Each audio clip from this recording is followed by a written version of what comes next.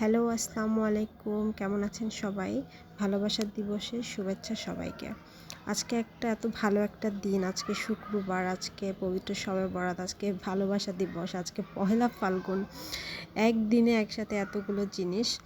কিন্তু আজকে সবার কেমন কাটলো আমাকে কিন্তু অবশ্যই জানাবেন। আমার আজকের দিনটা ভালোই গেছে। আজকে আমি সারাদিন বাসায় একা।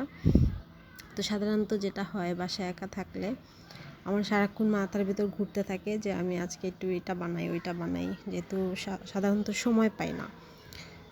তো কয়দিন থেকেই আমার মাথার ভিতর ঘুরতেছিল একটা ডেজার্ট, অ্যারাবিয়ান ডেজার্ট, সেটা হচ্ছে বাসবুসা। এটা আমি একটু বানাবো, আর হচ্ছে একটু বুটের হালুয়া বানাবো, তারপর একটু গাজরের হালুয়া বানাবো। মানে অনেক কিছু বানাতে ইচ্ছা করতেছে, কিন্তু আমার হাতে সময় নেই।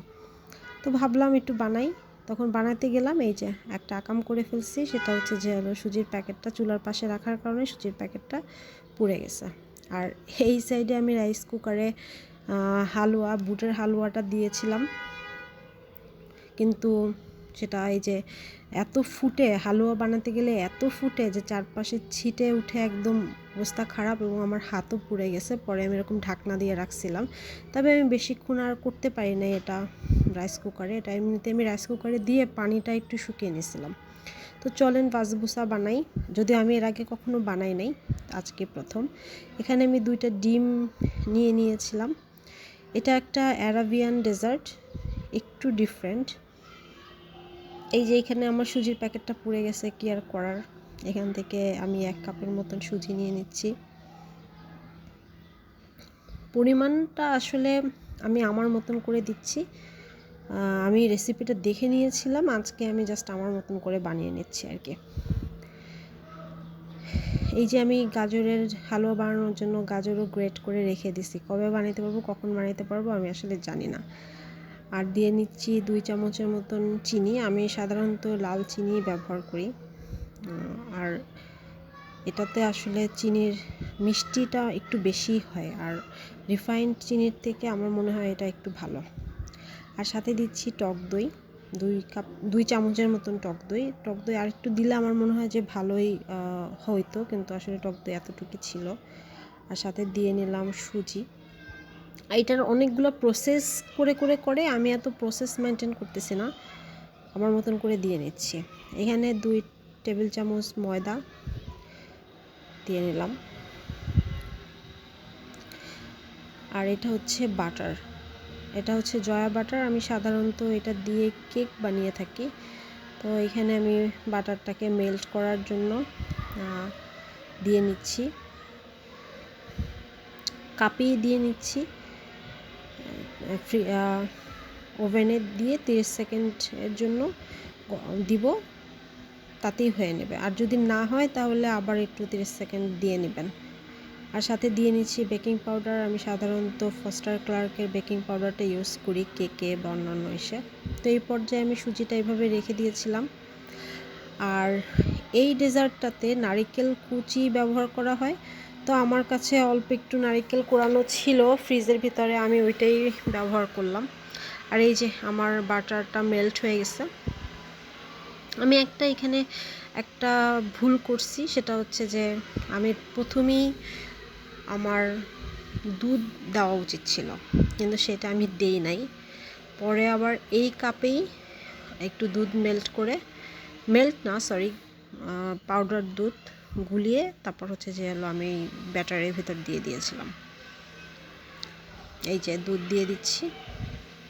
আর এখানে আমি স্কিপ করে গেছি ভিডিও করতে, সেটা হচ্ছে আমি অপশনালি একটু ভ্যানিলা এসেন্স দিয়ে নিয়েছিলাম। আমার কাছে ভ্যানিলার ফ্লেভারটা খুব ভালো লাগে, কিন্তু নর্মাল যে রেসিপি সেটার ভিতরে কেউ ভ্যানিলা এসেন্স ব্যবহার করে না। তো এখানে আমি একটু ওভেনটাকে প্রিহিটেড করে রাখতেছি 5 মিনিটের জন্য 180 ডিগ্রি সেলসিয়াস তাপমাত্রায়। আর এখানে একটা কেকের মোল্ড নিয়ে নিচ্ছি, একটু বাটার সেটাতে ব্রাশ করে নিয়েছি। সাধারণত এই ডেজার্টটা স্টিলের কোনো প্লেট এটার ভিতরেই করা হয় সাধারণত। তো আমার আসলে নেই, যার কারণে আমি কেকের মোল্ডেই এটা তৈরি করে নিচ্ছি। এটাতেও সেমই হয়, তবে এটা তো তুলতে একটু কষ্ট হয়, প্লেটগুলোতে করলে তুলতে আর কষ্ট হয় না। যেটা আমি মানে যখন আমি বানানোটা শেষ করলাম তখন আমি উঠায় দেখলাম যে না, এটা দিয়ে তুলতে একটু কষ্ট হচ্ছে। আর এই যে কিশমিশ আর বাদাম দিচ্ছি, এটাও অপশনাল, এটা আসলে মেইন রেসিপিতে এটা নেই, আমি এটা ইচ্ছা করি একটু দিয়ে নিলাম। আমি ওভেনের ভিতরে এটা দিয়ে এটা আমি 180 ডিগ্রিতে প্রায় 20 মিনিটের মতন বেক করে নিয়েছি।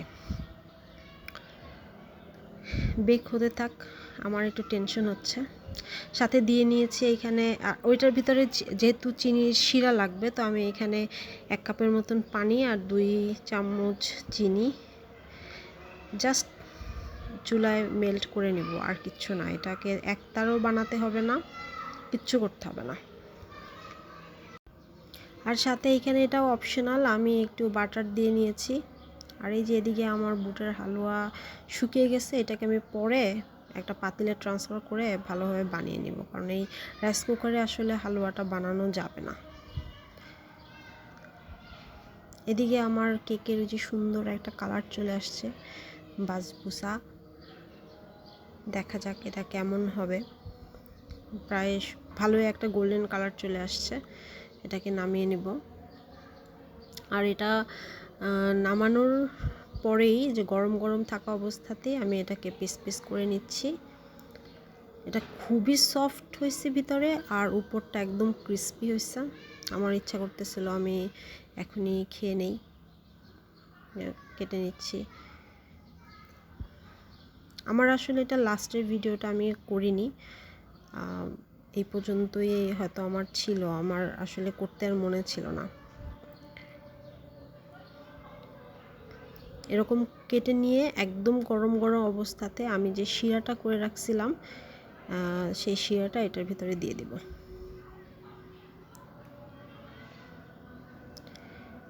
আর এই শিরাটা একদম সোক করে নিয়ে নেবে, একদম একদম ড্রাই হবে কেকটা, কিন্তু একটু ময়েস্ট থাকবে আর কি। আর এই যে আমার বুটের হালুয়াটাও আমি পাতিলে দিয়ে ভালো করে ঘি দিয়ে নেড়ে চেড়ে নিচ্ছি। আমার কার কার বুটের হালুয়া খেতে ভালো লাগে আমাকে একটু জানাবেন। আমার তো বুটের হালুয়া খেতে ভালোই লাগে, কিন্তু আমি আসলে এইসব কাজে খুব একটা এক্সপার্ট না, একটু শখ করে বানাই এই আর কি। আমি এখানে একটা ট্রেতে ঘি ব্রাশ করে নিয়েছি। আর এই যে আমার হালুয়াটাও আমি বানিয়ে নিচ্ছি। কেমন লাগলো আমার ভিডিওটা সবাই আমাকে জানাবেন, আর কে কে শবে বরাতে কী কী বানিয়েছেন সেটাও আমাকে অবশ্যই জানাবেন। থ্যাংক ইউ, সবাইকে ভালো থাকবেন।